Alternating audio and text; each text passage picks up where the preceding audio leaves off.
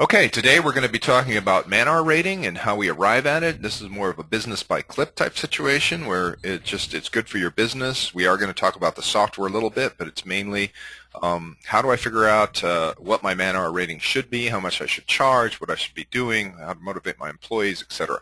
So we're going to take over that, and we've got Dave here, Dave the second. He's going to be guiding us through this presentation. So take it away, Dave.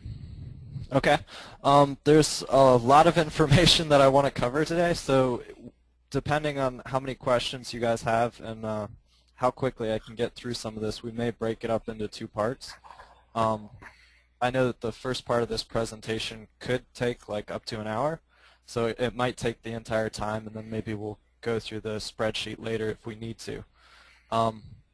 I'll go ahead and post the link for this web page right here. I just threw something together real quick that gives you guys access to the different resources in one location. So I'll send that out, and you guys should see it in your chat box coming up right now.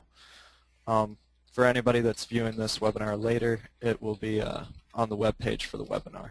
So with that said, if you guys want to follow along, I'll start off with the PowerPoint presentation and then switch over to the man-hour spreadsheet, kind of talking through that. I've got a couple polls too, so if you could hang in there, I'll try to pull those up so we can get more information and figure out what you guys are doing. So with that said, let's dive right in. Okay, looks like the screen is lagging just a little bit. So today we're going to go through revenue tracking. Basically what revenue tracking asks is what job produces the most revenue for you guys. And you have to measure it you have to measure each job on a basis that will show you which job is doing the best per unit. We use per hour all the time. So the first question that I want to ask is, what's the only unrenewable resource in the world? There's only one resource that we'll never be able to create more of. You can never get it back after you spend it, and basically it's just a key to how we live our lives.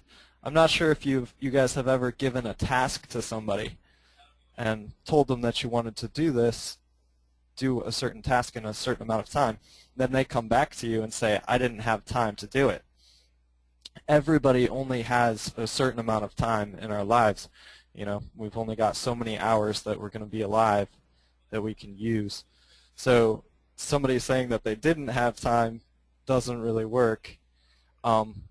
What they really need to say is, I didn't manage the time that I had, and that wasn't important enough to me. So time is a limited resource, and once you use it, you can never get it back. So basically, when you guys are going out there and you're selling a job, what are you guys selling? You're not selling a service to do somebody's lawn or help them with equipment or anything like that. What you're actually selling is time. You're taking a task that would take time out of their day, and you're doing it for them. So is this making sense? Is everybody staying on track? If you could just shoot me a question, let me know. Okay.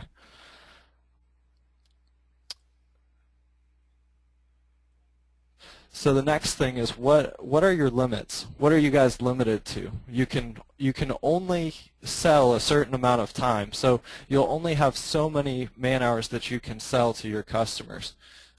You can't.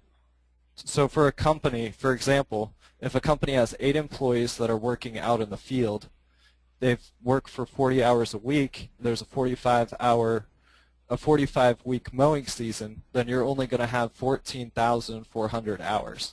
You can't add any hours to that or subtract any hours well, you can subtract some hours from it, but then your costs will go up. But you can't add anything to that without increasing your costs. So in other words, you're saying that the 8 times 40 times 45 always equals 14,400? Correct. The 8 times 40 times 45 is 14,400. So if There's if I wanted to change that, I have to change one of those factors. But assuming that all those factors are going to remain the same. Now, I could get my guys to work more hours. Obviously, I don't think we could work more weeks, except for like this time we have a season that's a little bit longer because it's been warmer into December. But basically, when I look at it from a plan standpoint, this is all I've got. I got 14,400 hours to sell, and that's it, right? Correct. You can't add anything to that unless you hire another employee, which is going to change your costs. Or if you up your hours, and then you'll have to pay overtime, which also will increase your costs. Hey, did you see what John Hill said? He says he works 51 hours per year. That's pretty good, John. I want your job. Wow. He means 51 weeks. Yeah, you're right. Okay. You should adjust this math problem according to you. So you take these numbers that we're handing you, and some of them are realistic maybe for you, and some of them are not realistic. I don't know of anybody who has labor that only works 40 hours a week, but these are numbers, and then you plug your own numbers in, and that's why we have a spreadsheet that helps you through this. So Correct. Go on, Dave. Sorry. And we'll get to that spreadsheet later, and you guys will see really the nitty-gritty of how you can come to this number for yourselves. Find out exactly how many hours you have. So for John Hill, he's got 51 hours. 51 weeks. I'm not sure how many employees, and not sure exactly. 51 weeks. Their season is 51 weeks, so that number would be different for them, but they're still limited to a certain amount of time. Okay, so John says he's got 69,564 hours to sell. Great, John. Perfect. That's exactly what everybody should be doing right now. Get your calculator out and write it down on a piece of paper. So, with that said, the only thing that you guys can sell to your customers is time, and that's what you're selling to them. You're saving them time out of their day. What is the most important thing that you guys can learn about your customers? The most important thing that you can learn is who pays you the most per hour. Since what you're selling is hours, you want to get the best possible price for that hour that you're putting out there. So what customer is most valuable to you guys based on how much they're paying you per hour? So that's the most important question that you can ask about your customers. Okay. Now we're going to get into some of the arithmetic. It's not super exciting, but it's one of those things that you guys need to go through. Make sure that you're making the most money that you can for the hours that you guys have as a company. So we're going to assume that this company has a total gross sales of 400,000. The production hours that we looked at earlier were 14,400, and that would make their dollars per hour $27.77. So basically that's just 400,000 divided by their total production hours. So that's how much they're making per hour. The total profit based on that number would be 28,000, which is 7%. So their business cost is sales minus profit, or if you just look at your income statement, you'll see an expenses section. It's going to be the total of your expenses. And so everybody would be able to do this right now since we're at the end of the year. This is a perfect time for you to do this particular thing. Just look at QuickBooks if you're using QuickBooks. Just look at your P&L from QuickBooks. You'll see what your total company gross sales are. You know how many hours you're able to put out there, and it's based on how many men times how many hours times how many weeks. And so you can divide the one by the other. And the 28,000 is because at the bottom of your P&L, your profit loss statement, you have $28,000 in profit. So you subtract that. You also, something we don't talk about in this presentation, but you also have to subtract out your material costs, because any material costs that you're just handing over, you're just a pipeline for that. So landscaping jobs are different than mowing. We're trying to make it simple, so we're not talking about material costs, but you have to take your material costs that you sold, not the gas and the oil and those kind of things. You have to take the material cost that you actually sold. So if you sold a tree, or if you sold a bush, or you sold mulch or something like that, take that out of this whole equation. Just take it right out of it, because remember, what you're selling is time. And actually, on a per customer basis, Clip already does that for you. So when you pull up reports inside of Clip, it will pull out any of the material costs for you. That way you can see, okay, this is how much I actually sold because it cost me this much to go get a bag of mulch. Like, so if I sell we'll make it simple. If I sell a $100 job and I use one bag of mulch and it costs me $3, then that job is worth $97 to me. Right. So, but Now, we'll get into that a little bit. Tony asks what the average, if our example here is the average where it's $27 per man hour, and whether it's 7% profit. Tony, the answer to that is no. The answer is it's usually actually lower for that, particularly if you're doing more commercial. Commercial stuff tends to be a lower dollars per hour than residential. And your 7% profit from the industry mags that I read, and the stuff and the information that I have, you end up with most people end up with a 2 to 3% profit at the end of the year, and so 7% is actually doing pretty good. David asks, how did you calculate that total profit again? Just look at your P&Ls and look at the bottom. Boom, there it is. There's how much you have at the end of the day. So John, you're doing good. John says his profit is at 6.1%. So that's actually double what the average is, and that means you're doing something right. But part of what you're doing right is listening to this. So sorry to interrupt you there. Dave, go ahead. Okay, if you guys know it at this point, I just want to throw out a poll and just ask you what is your dollars per hour cost in your company. Just give us an idea of how many of you guys know and basically what your operating costs are. So I'll throw that out there. And it looks like a lot of people are falling kind of in the $30 to $40 range. About 17% of you guys have no idea, and a lot of you, okay. So it looks like about 29% or 30% are in the $1 to $30 per hour range. This is your costs again. 56 are in the 30 to 40, and about 16% don't know. So that's a number that you definitely need to know, because the only thing that you can sell is time. So you need to know what you're getting per hour that you guys are selling. So that's definitely an important thing. So we can show that. So you all saw that poll, what it is. That's interesting poll. Okay. Yeah, just get an idea of the people that are attending right now. It looks like we fall mostly into the $30 to $40 per hour range. And this is actually the spreadsheet we're going to go into a little bit later. So I'll just point out that this just breaks it down by labor, equipment, overhead, gives you a subtotal of the costs, and how efficient are your employees, how many breaks do they take, and we'll dive into that spreadsheet a little bit later. So just hang on with that. Okay. So if we have two different jobs, we have ABC shopping and we have XYZ shopping, which job is the better job? If somebody just wants to give me an answer in the question, in the questions.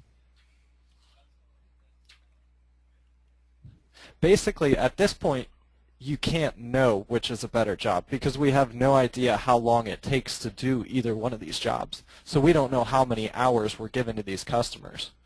Exactly. And Tony and John both got it. Both nailed it. You can't know. It's a trick question. So now if we break it down and say ABC shopping takes us 5.26 hours per man hour, that means if we have one guy out there doing the job, it's going to take about 5 hours. And XYZ shopping takes 1.39 hours per man hour. So if one guy is out there doing that job, it's going to take a little bit more than, well, about an hour and 20 minutes. And 20 minutes, yeah. So how much time does it take? How many dollars do we actually earn? The formula for this, you guys can plug this into any job, and it's actually in Clip. But the price of the job divided by how long it takes will give us how many dollars we earned per hour. So taking ABC Shopping, $100 is the price divided by how many hours it takes us is $19 per hour.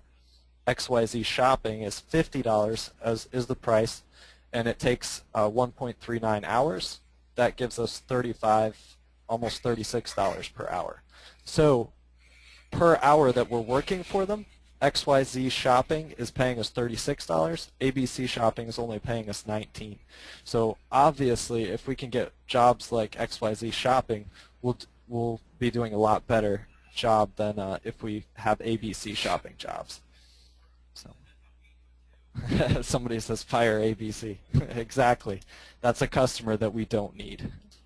If all of the jobs were like ABC, our gross sales would be $19 is the rate that we were giving to ABC Shopping.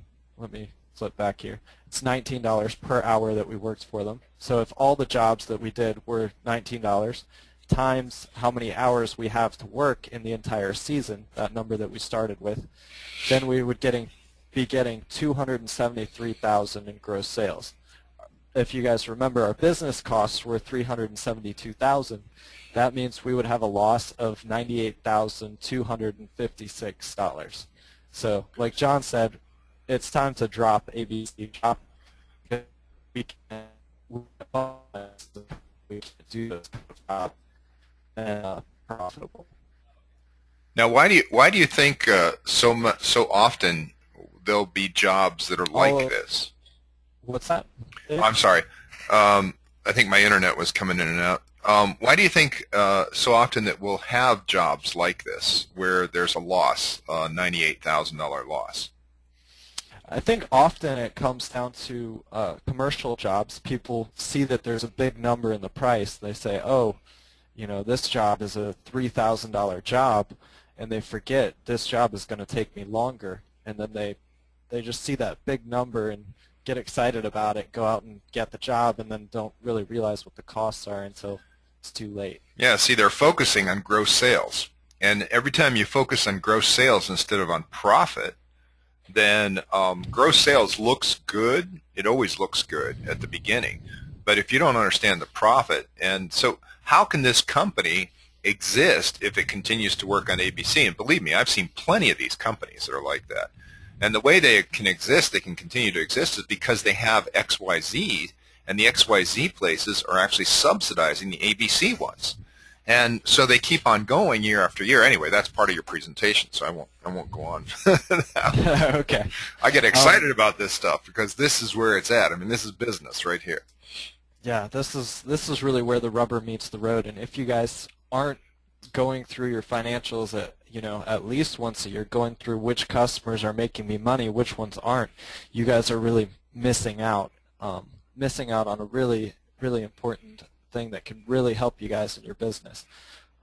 So let's back to the presentation. Let's look at XYZ now.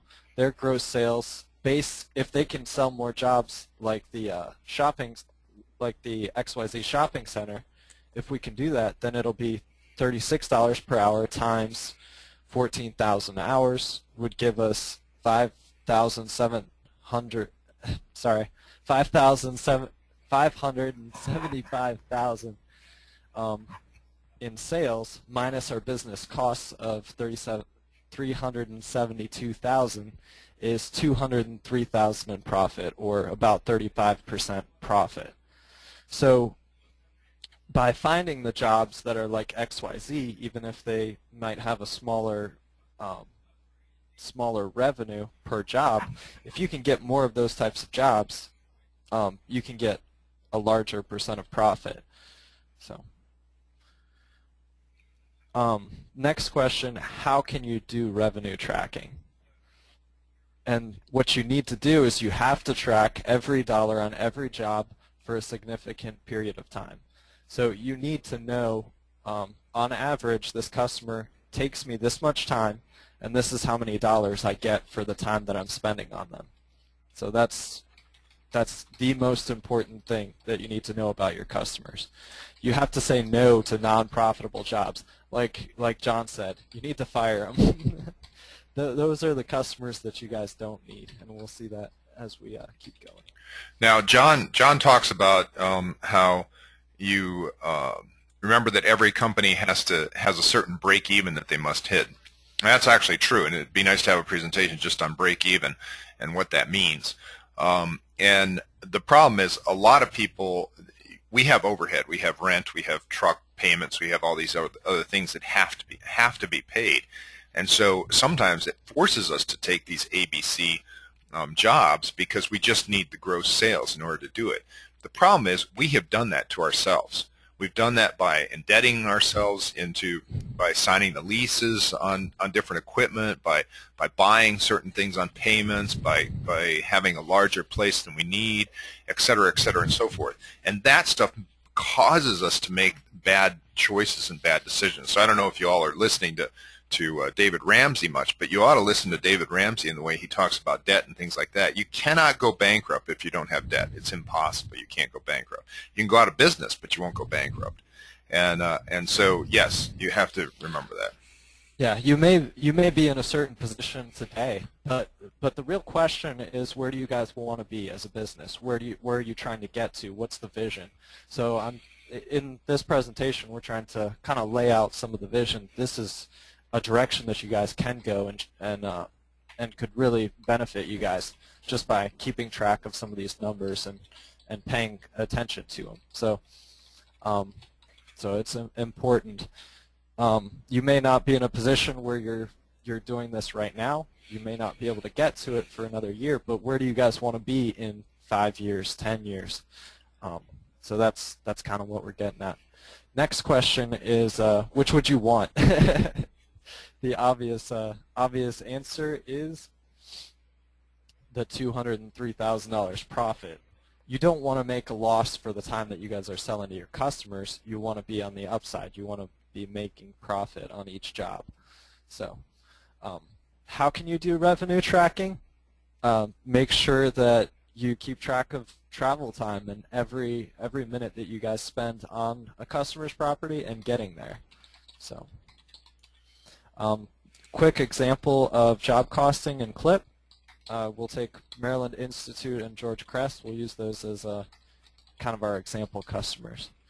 So here's the George Crest job costing sheet. This tells us, hey, the actual time that it took us on this job was 11.90 for the entire season.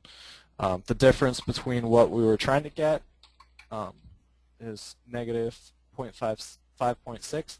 Our dollars per hour are 23.52. So I'm not sure what our costs are as a company, but that seems really, really low. I know most of you guys said your costs are in the $30 to $40 per hour range. So this job wouldn't even cover your costs. And this is the George Crest. And then the Maryland Institute job, this one is making $40 per hour on average. So this one would actually, it may cover your costs, it may not, depending on how well you guys are managing your costs as a company. So this one is definitely worth a lot more to us than the George Crest job. So I know we're coming up on the next year, so I know a lot of you guys are renewing your contracts, and a question that we get in support sometimes is, how do I raise all of my prices for all of my customers? Now, you can do that inside of CLIP if you want to, but it's probably not a good idea. It's a terrible idea. What ends up happening, if you raise all of your prices, then let me get a little farther here. Then the customers like the Maryland Institute will drop you because their price went up. Even though they're a more valuable customer to you than George Crest, you're basically asking them, hey, I'm going to charge you, $10 more per hour. They're going to say, okay, well, I'm going to look around, see if I can find somebody that will give me a cheaper price. They'll go looking for a new job. When you actually want to keep that customer, so what you should actually be doing is leave that customer right where they are. Don't raise them at all. Take George Crest and raise him to the point where you can actually at least break even on doing his job per hour, or you make profit. So But what happens if George Crest drops me? if George Crest drops you, then you were actually losing money on that job. So you'll actually Hallelujah. be That's gaining good. something. That's So good. That's this, the point. So the point that you're making is if we send a letter out to all of our customers saying your price is going up, what that letter is really saying is please go out and get another bid. Please go out and bid it again. And then what we're doing with all the customers that we were making good money on is they're going out, they're getting another bid, and they're finding out that they can get it done by somebody else, and they might take the chance on that. But with all our customers that they can't get it any cheaper, they go out, they get another bid, and they find out that we're still the cheapest guys in town, and so we stay with them. What is that doing to my customer base? I'm losing all the really good customers, and I'm keeping all the cruddy ones, and I do that year after year. It's crazy. yeah. So basically, I mean, if you look at this right here, look at this real quick. This guy has 800 clients. He's making 10% profit. 400 of his clients are making him 15% profit. 200 are making 20% profit, and the other 200, he's losing money every time he goes out and cuts that job. He's losing 10% on those jobs, so he's losing $57,000 every year. So if he just drops those customers altogether, he'll be gaining $57,000 as long as he didn't overgrow and he has equipment and things he has to make payments on. So let me see. So a quick poll here for you guys. I'm just going to ask you, does your 80% of your revenue come from 20% of the customers? It's the 80-20 rule. They say that in most cases, 80% of the revenue for companies comes from 20% of the customers. So the other customers are not really all that valuable to the company. So I'm just wondering if that actually reigns true with this crowd, or if you guys even know. That might be part of the question is, do you even know whether that's true or not? Most of the time, and I don't know if you all have read the book called The 4-Hour Workweek, but the 4-Hour Workweek talks about this too. If 80% of my revenue comes from 20% of my customers, why don't I just concentrate on those 20% of my customers and get them to do the best I possibly can with that? Won't that increase my income more than by trying to bring the other 80% of my customers up to this? And that would be the case. Let's show them what the results are and see. Here's the problem: is that 48% are not sure, not of even this question, and you're not sure because you haven't done the reports, and you haven't followed that data. To not be sure about this, to not be sure where our revenue is actually coming from, you can understand that you're kind of driving blind, and it's kind of like, wait a second, let's wake up here. So anyway. Right. If a customer calls in and starts complaining at you guys, you need to know, is this a job that I even want to be doing? Do I even care about this customer?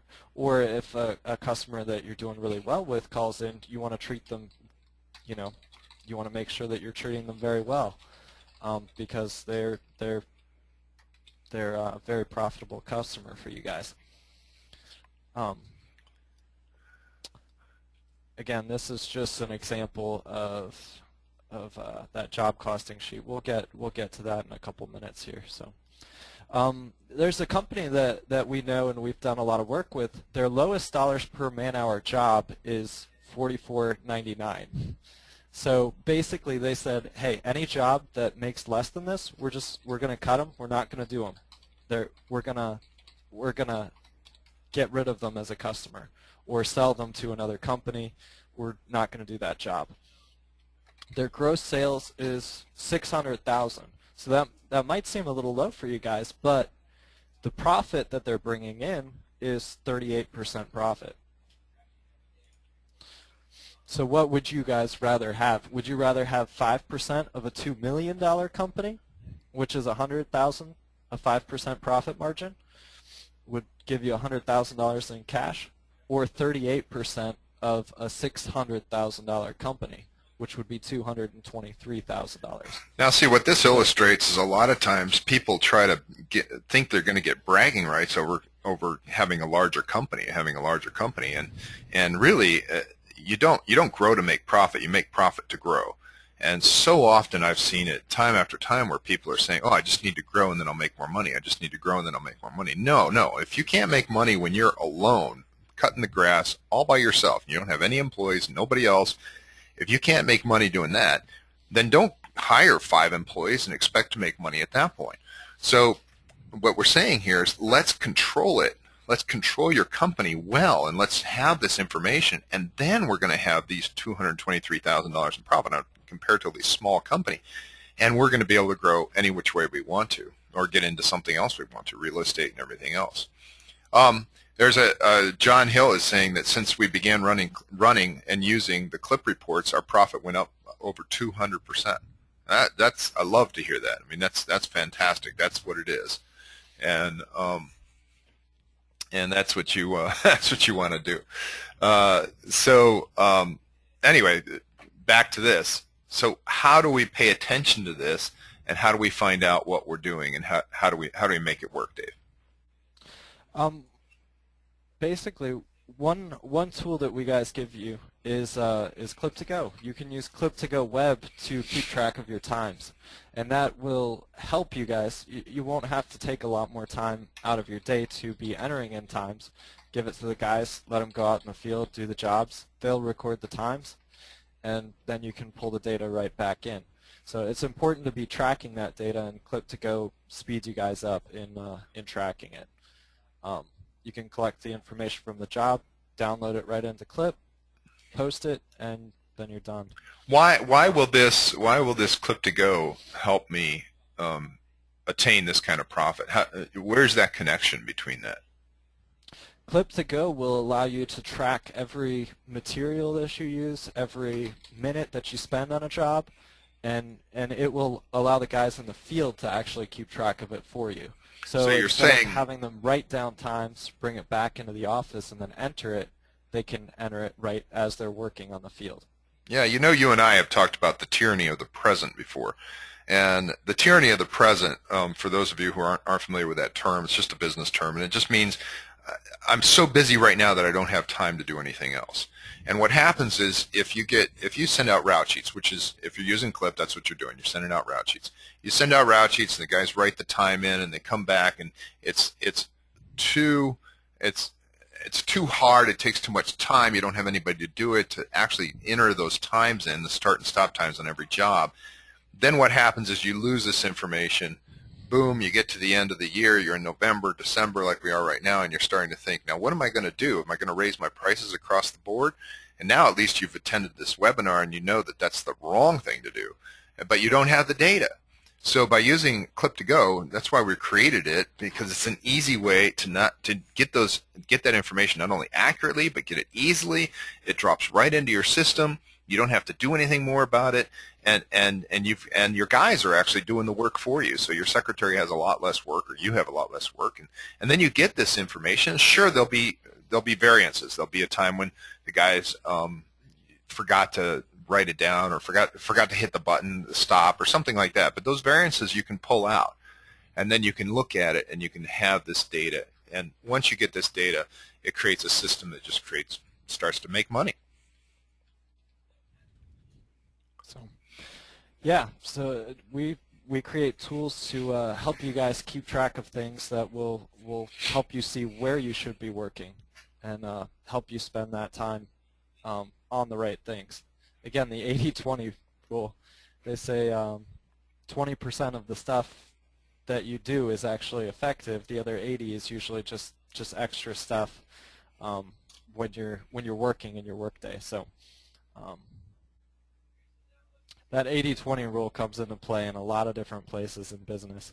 One book that we definitely recommend that goes more in depth on this whole concept is Michael Gerber's The E-Myth. And this talks about your business is a product.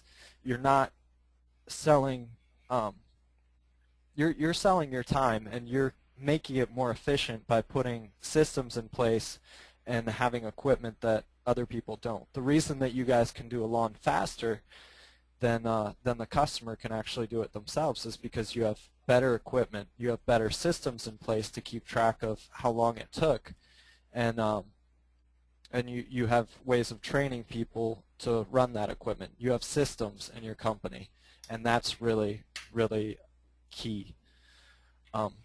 Michael Gerber makes the point that your business is a product. It's not. Don't I guess don't get too attached to it. Work on your business. Don't Not in don't your work. business. Don't Yeah, the work in idea your that you're business. going to just think about eventually selling your business. What's your exit strategy? And they ask you that all the time as a business owner. What's your exit strategy? And if you think about, well, someday I want to sell my business, but if your business is so entangled in you and you're so entangled in your business that there's no way that you could sell it. You couldn't give it over to somebody and let them run it for you.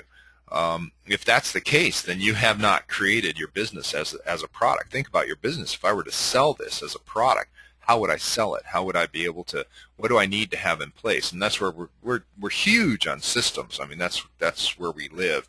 Here is creating systems, and you should have systems in every different portion of your business. And we'll talk about that. We'll give a presentation on systems here in a bit, but you have to have systems for every different part of your business so that you as the owner or you as the manager or whatever can spend your time doing other things. And that means you can exit the business. Sure, you can, but not necessarily. What it really means is that you're freed up to pursue new growth areas, new businesses, new things that you want to do.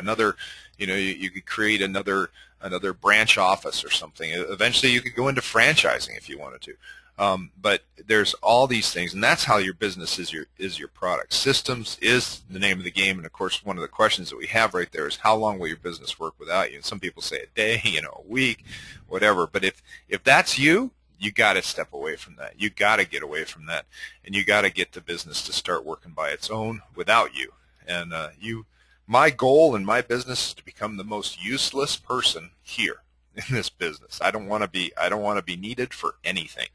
And that's they tease me about not working here anymore. But that's been my goal now for the last 5 or 6 years, ever since last 10 or 12 years since I read this E-Myth. I started working on our business to create it that way. But anyway, you should be looking at the same thing. Sorry, Dave. That's okay. One somebody here had a question, and they were saying, hey, but when I raise my customers, they leave to the competition. So then really your question is, okay, well, am I charging too much for the service that I'm doing? If you are charging too much, then your costs are probably too high. You really need to dig into what are the costs in my company and how can I improve the system that we're using to sell our time to our customers. So how can you work to lower your costs? Can you pay off some debt so that you guys don't have to pay interest expense? What can you do to increase your efficiency? Well, you And might also actually, want to motivate your employees. You might want to talk about one of our presentations on motivating employees. That might make a huge difference to your costs. yeah, that's actually one of the things that I included on this webpage. So if you guys look back at the sheet, this presentation kind of points you back into, okay, well, how can I get my employees more efficient? How can we do more work for every hour that we sell? And that webinar goes over that information. So just point you guys back to that. And there's all kinds of really good information out there. It's just a matter of finding it. So 3 things that the E-Myth kind of goes over are innovation, quantification. That's how can you track things, and orchestration. That's think of like a conductor at an orchestra, just making everything work together. So how can your company do that? I would definitely recommend reading the E-Myth. It's a great book. Goes over a lot of really good business principles. Or listen to it if you don't like to read. Just put it. That's what I do. I use my iPhone all the time to listen to books. I'm listening to books constantly. So insanity is doing the same thing in the same way and expecting a different result. So if you guys aren't paying attention to your costs, you raise your customers' rates, and lose the customers, you keep doing that over and over again, that's not going to work. It's the definition of insanity. You're doing the same thing over and over again in the same way and expecting it to do something different this time. You really have to take a step backwards, look at the big picture, and see, okay, why am I charging higher prices than my competition? What work is really giving me profit, and how can I get more of that type of work? So Now, there's a couple of questions. Oh, sorry. go ahead. There are a couple of questions, and I'm just going to say we'll get to these two questions, Stephen and Juanita, at the end of this. You're almost done with this presentation, right, Dave? Yeah. Okay. We're just wrapping it up. So why should you care? Because the only thing that you guys can sell is hours. So how can you make that more efficient? How can you guys get the most for your hour that you're selling to that customer? So that's the importance of job costing, and it goes even farther than that. It goes back to why are you in business? What are you trying to achieve or accomplish? Are you doing it because you like being awake at night, working long hours, because you enjoy working with dirt, because you guys like to come home and have green ankles from trimming? Why are you guys in business? What are your goals? And first, I guess, as an individual yourself, and then also as a company. So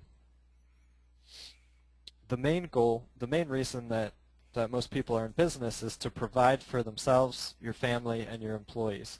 And I'd even go a step further. You're also providing a service for customers that can be rewarding as well. So really, what's your definition of success, and how can you get there? So I like Stephen Murphy says our goal: the most money in the least amount of time with the least amount of effort.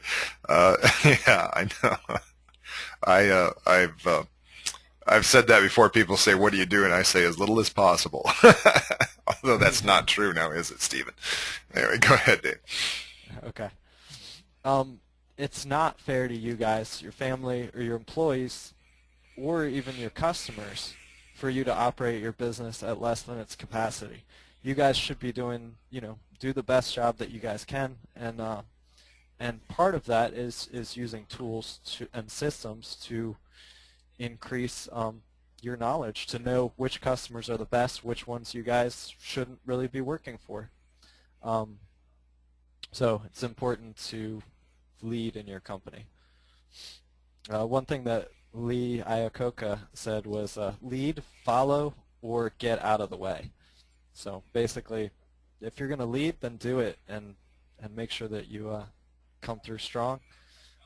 Either if you're an employee working in a company, then follow, or if you're not going to do either of those, just make sure that you stay out of the way. So let somebody else do it. That's right. Dave, why don't you? I'm sorry. Go ahead. Point is, be that leader. So now, Stephen asked, "Are we going to see how to get this info?" Why don't you set up two things? First off, in clip, how do we record? I think this and answering a few questions is probably all we're going to get to. But how do we record the work first, and then the second one is how do we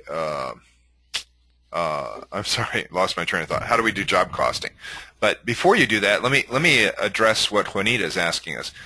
She says this: non-billable preparation time for landscape projects and lawn applications. Mowing and remedial work is running efficiently. Should the focus then move from installation to remedial work? Well, I get the question, Juanita. I get the question, and please forgive me if I sound a little strange in this, but you've answered your own question. You've said, I can't make money doing this stuff, but I can make money doing this other stuff. Should my company change its focus and move over to the stuff that I can make money at? The answer to that is obviously yes, you absolutely should. And it's not that you can't make money at landscaping. I don't know, a lot of you know Marty Grunder Landscaping, and he does a great job, and he makes most of his money with installs, landscape installation. What I myself and in our company and the companies that I advise, I don't like installation.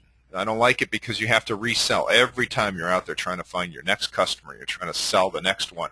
And some people love it. They treat it as an art, and that's what they want to do, and that's great as long as you have that under control. But there's so much it's so much harder to turn that into a system. Whereas mowing and remedial work is something. It's just a system. You can get it done. It's like a factory. You can run it, and you can turn the key and let it go, and it's like that little black box that you turn the crank on and dollar bills come out of.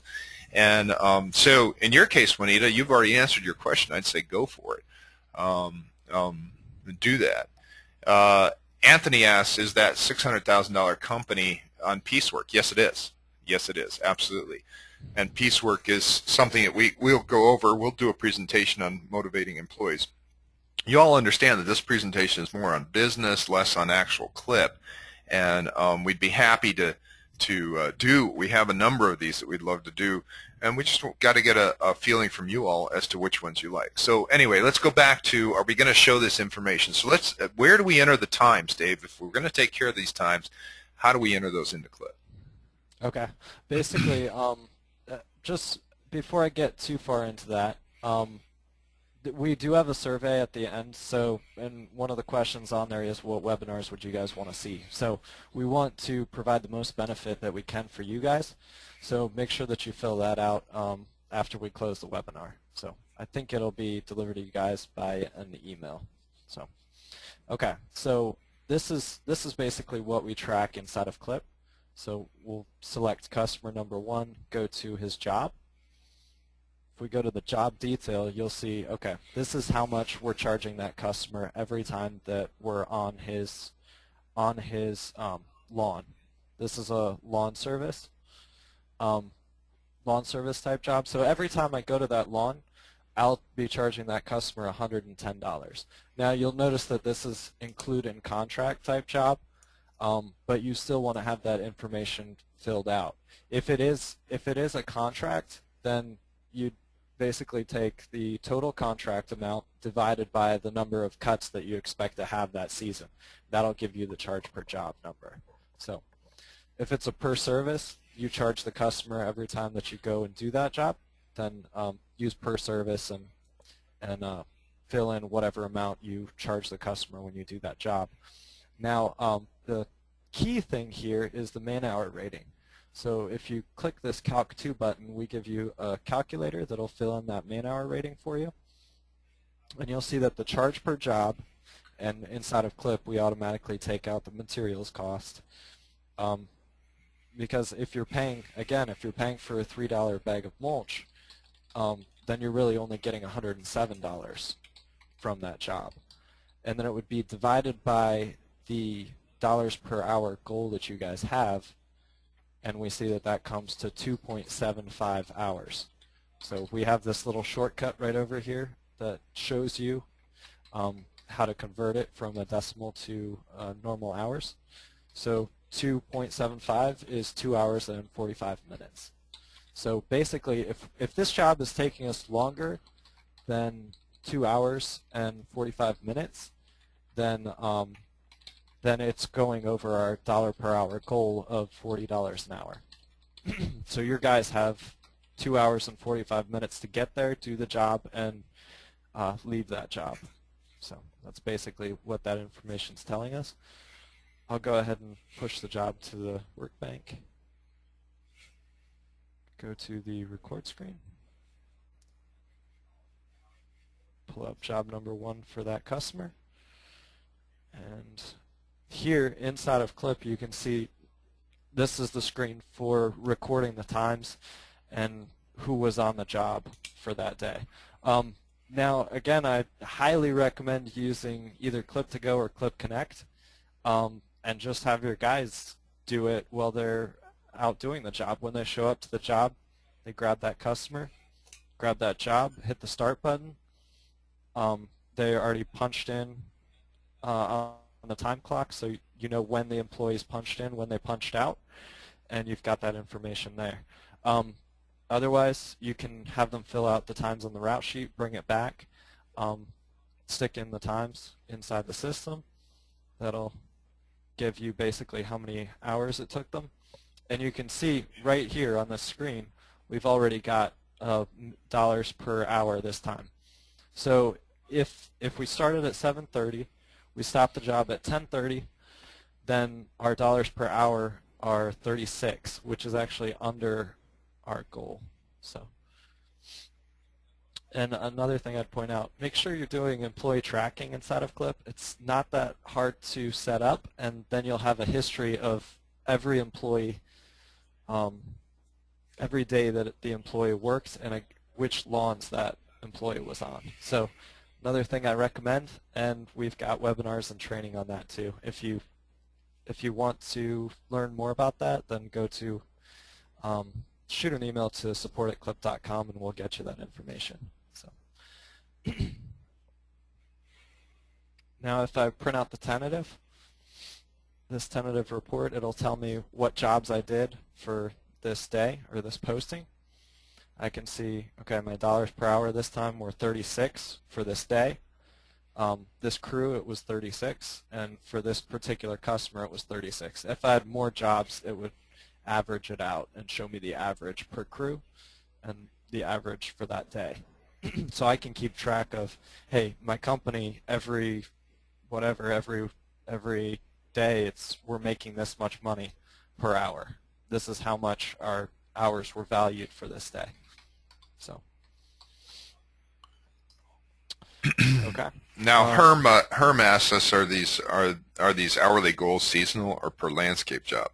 They're seasonal because we understand that in the spring, well, depending on where you are, but around here, it's in the spring. You're going to it's going to be a lot harder to make dollars per hour, and during the winter time or during the summer, it's going to be a lot easier to make dollars per hour. So you need to see your contract. It's actually contract-wise. And so I need to see, for this contract, what is this customer paying me? Right. Yeah, so maybe in the spring your dollars per hour are a little lower. Maybe they're higher in the fall. That's fine. You just want to make sure that when you pull a job costing report, pull it for an entire year. And then you'll get an average of, over an entire year, this customer averages out to this many dollars per hour. Then you can see it that way. So I'd say use that information. Seasonal or per landscape job. It really, another answer to that question would be, what are your costs? Are your costs yearly, or do you only pay your employees for 8 months?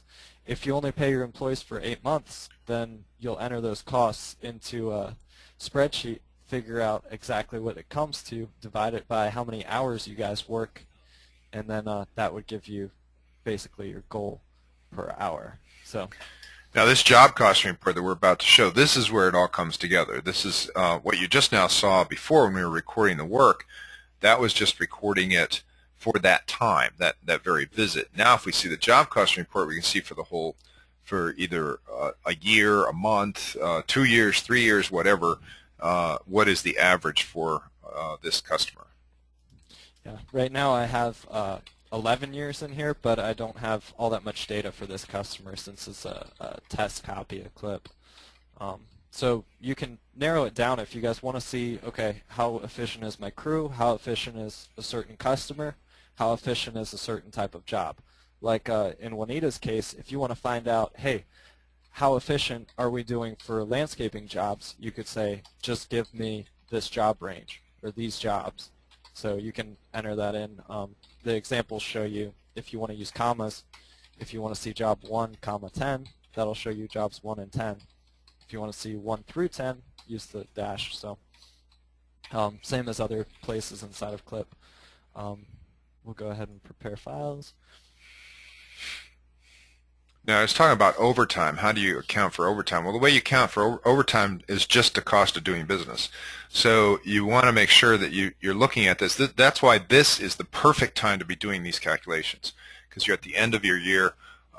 Most of us are closed down. Of course, there's snow plowing. That's a similar and yet a horse of a different color. And so what you want to do is you want to figure out what were my labor, knowing your costs, looking at your profit loss, you'll know your costs immediately. So just looking at your costs and saying, okay, well, my costs are this. My costs were this much, and I had this much in profit. So it's really easy to figure it out right now. Overtime is just part of it. It's part of doing business. It's one of the costs. Yeah, and that would be on that Excel spreadsheet that we're going to show you. We'll probably split this up into two parts, and we'll go over how do you find out what your costs are going to be versus what should that dollar per hour number be? Should it be at least 40? Should it be at least 50? What should it be for your company? So we'll probably dive into that more next week. This presentation ended up taking up most of the time, like I kind of thought it would. So we'll give you a preview of the job costing report, and then we'll probably dive more into how to come up with that number for your specific company next week. So, and that information is on that same web page, but I'll send it out again next week, so you guys will have that there. Okay. I'm going to look at customer number 1. I've got 2 different times that I did that job. The budgeted time that we entered in earlier step that on the jobs page was 2.44, and that's based on what we're trying to make as a company, that $40 per hour. The actual time that it took here was basically less than a minute, and then that was on the 9th, and then on the 9th we did it again, and it took us 2.5 hours. So you'll see that here the difference is 0.06. So we're pretty close, but we're a little over the time for that day. And then on the other one, we actually had 2.42 hours that we didn't use. So we did an extremely good job that time. The charge that we were charging the customer this time was $110. Somebody changed the price to 0. And it's important that you find issues like this and fix them. You want to check it, make sure you don't have bad data. So if somebody went in and changed that customer to 0 because there was a misunderstanding or something in the office, you want to make sure that that gets corrected. So you'll see that there was a $3 material cost, and then our average dollars per hour that we're making when we're on this customer's lawn is $42.46. So if we charged them for the other time, maybe this was to go back and correct something. Like the guys went there for a minute, thought it was done, or thought it didn't need to be done, left, and then customer called the office, they went back out and did it, and then they didn't charge them. They only charged them once for that service because they were only there once. So then it comes out to $42.46 per hour. So that would be over our goal as a company, so that's good. Now you can sort this when you printed the report. I don't know if you did that this time, but when you print the report, one of your sort options is by dollars per hour, right there. So that means your lowest dollars per hour are going to be at the top of the list, and your highest ones are going to be at the bottom. That just makes it so easy for you to rebid at this point. Now what you have to do is you have to look at this report carefully. This is your life. This is how you're going to make the 30% profit next year. Is you're going to look at this and you're going to spend time. You're going to print it out. I like printed paper, but you're going to print it out. You're going to look at it page by page, make notes, and when you find discrepancies, when you find stuff like, oh, it looks like somebody put in the wrong data. Obviously, if you have bad data, you're going to get bad results. So you want to go back, fix that data, and reprint this report until you're satisfied that it does accurately reflect the actual history of what happened with your company. Once you're satisfied with that, then this is where you go in and you start raising all these people up until you get to the dollars per hour that you want to be. It might be 38, it might be 45, it might be 27, but it's something that you have arrived at. And in our next webinar, we'll be talking about how do I arrive at that number? How do I get that number? But right now you have your numbers from last year, from 2011, so you can actually get to it rather simply now by looking at your P&Ls, subtract your material costs, subtract your profit, and then you'll see what your business costs are. You divide that by the number of man hours you have to sell, boom, you've got, this is what I need to make to repeat this year. And so if you raise it even by $1, if I could raise my average dollars per hour by $1 in this fictitious company that we're talking about with 14,400 hours, that would immediately drop $14,400 onto my bottom line. Just think about that. Just if I could raise it by $1, that's it. So so that would give me $14,000 more that I could use in bonuses. I could use in just plain old profit. I could do it, whatever it is I want to do with it. There it is. But it's up to me to do. So, so that's how you get this job costing report. So the next thing we really have to talk about is how do you arrive at your dollars, your minimum dollars per hour that you need in order to be effective in your company. And we'll talk about that next time because I see that we're already over time here. So do you have any final things on this part of it, Dave? No, I think I definitely think the next webinar is going to be really important to you guys. Sometimes some of those formulas can be tricky, and it's a really important number for you guys to know what are your costs per hour and how do you come to them and how do you cut some of those costs. If you don't know what they are and you don't know how much they're affecting your bottom line, then you guys aren't going to know how to improve them for next year.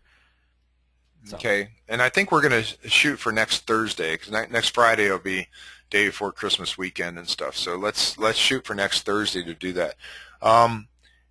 Just also as a side note, one of the things that you probably all received a mailing that we sent out on site visits, and right now we're doing a special deal because we like to get these site visits planned. And so if you want to get a site visit, which means we have 3 different people that go out and do site visits. Dave is one of them, and Jonathan, he's our general manager for our Clip Lawn Care, and then we have Glenn, who's the vice president of Sensible Software. All 3 of them go. John Hill highly recommends the site visits. Thanks, John. Think about it. John Hill says he's raised his profit by 200%. If you want us to go out there and show you and work with you on a one-on-one basis, now is the time for you to call our sales line and talk to them about scheduling a site visit during the wintertime, because it does fill up, and we don't have a lot of these. Usually they're 2 days, and so anyway, if you're interested in having that, if you want us to pick your numbers apart and work with you on a one-on-one basis, that's what you need to do, is ask for that site visit, and we'll get out there and go. And Tony agrees, says, yeah, I agree with the site visit as well, very informative. So if this stuff piques your interest and you look at it and you say, wow, I could really become more successful if I had a little more guidance on this. My situation is a little bit different or something like that. And John Hill says, Clip is a Ferrari and we were driving like a Volkswagen. Yeah, isn't that the truth? So let us show you how to get this information, how to become more profitable. Thank you very much. Thanks for being a part of this, and we hope that the information is useful to you. We hope that we can help you become more successful, because your success is our business. Any final word, Dave? Nope, that's it. Okay, so remember, your success is our business, and we're here to help. Thank you very much for attending, and you all have a great one. This will be up on the website within a couple days. Look forward to next Thursday having the part 2. Thanks. Bye.